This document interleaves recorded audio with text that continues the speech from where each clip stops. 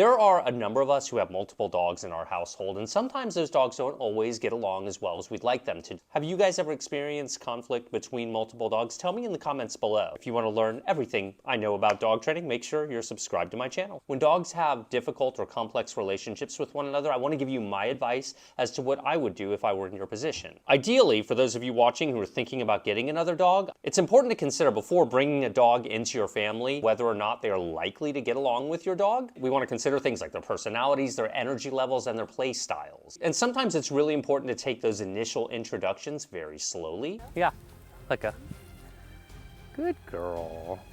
Let them smell each other. This is all very nice at first, and fortunately Chop is being quite respectful. We also want to be one step ahead of our dogs and prevent things that are likely to cause conflict. For example, a really common reason for conflict amongst dogs are resource guarding issues. Maybe one dog is playing with a toy, the other dog wants to play with it also, and so before you know it, you've got a dog fight on your hands, and that's no fun. So initially we want to make sure that we teach each dog one-on-one how to manage their resources, make sure they're comfortable with having the other dog around and so forth. For those reasons, it's a good idea that when they eat in separate areas and that they sleep in separate areas, just so you can ease them in and not provide too much stress at once. If you are struggling with resource guarding, I've made videos on that in the past. You can easily do a YouTube search for my recommendations there. Rather than trying to go in there and take a bone from your dog and risking getting snapped at, it's a good idea to manage that. And of course, if you already have this issue with your dogs, these are things you can do retroactively. Prioritize your obedience, make sure you're very consistent and that every dog knows how to sit and stay and lie down or give the other dog space. You'll really want to focus on polishing that communication. I think it's also important to make sure that each dog has their one-on-one time with you. Don't insist that you play with the dogs as a pair all of the time. Give them those separate training sessions, and we want to recognize our dog's individual needs. If and when dogs do play, it's vital that we are observing them and supervising them and looking for any potential signs of stress or aggression from either or both dogs. Ideally, we would intervene before any conflicts would break out so the dogs have a chance to relax, take it in, take a break, and then maybe play again or not, depending on their relationship. Inertia has learned that she can come up to me if she needs separation from a dog. I like that she does that naturally. See that? I won't. Good girl.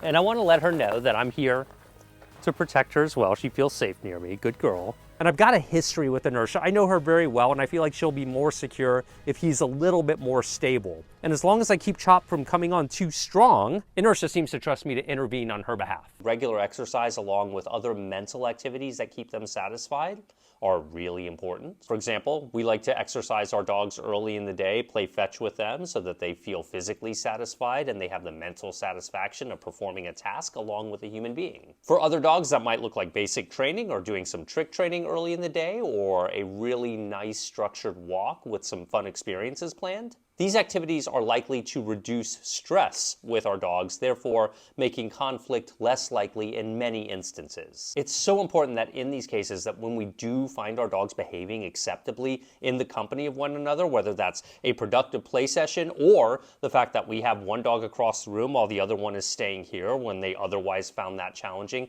that we recognize those successes for our dogs and try to provide positive outcomes in order to ensure that those acceptable behaviors are likely to be repeated later on.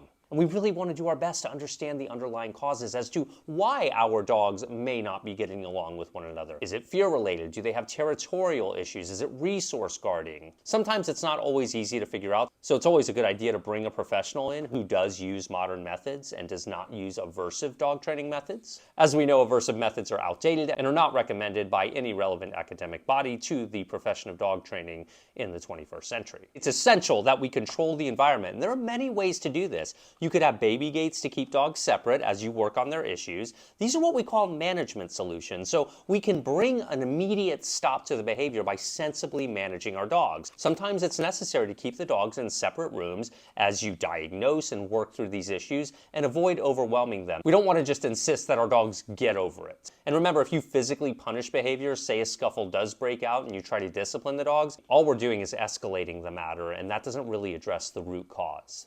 So management, not physical punishment, is the answer followed by a productive plan that's likely to keep both dogs happy, safe, and have a good quality of life. Desensitizing the dogs, in other words, getting them very comfortable with being in the presence of one another while behaving in acceptable ways, even if separated, is a great place to start. And also counter-conditioning them. We want to change our dog's association once we've identified the root causes. For example, if they're fearful and over time we show them there's nothing to be scared of and we can create a more neutral response from one or both of the dogs, this is moving us in the right direction.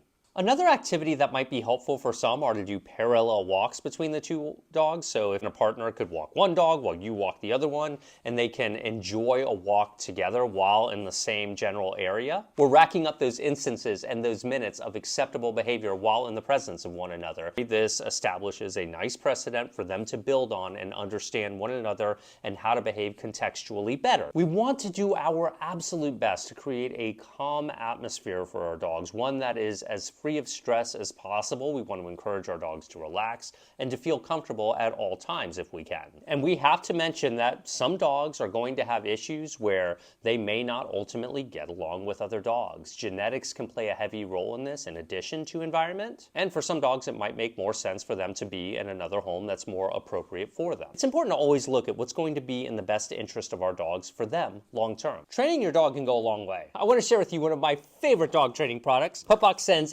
evidence-based monthly training guides, front and back every month, along with the things you need to train your dog. Whoa, hello. To help you with things like crate training, potty training, socialization, grooming tips. This one has leash walking tips. Toys come out and nurse's ready. This box really works. That's an engaged dog. These supplies, toys, and treats are perfect for positive reinforcement dog training. That's what's on the inside of this. If you're dealing with teething or unwanted chewing, these are the bomb.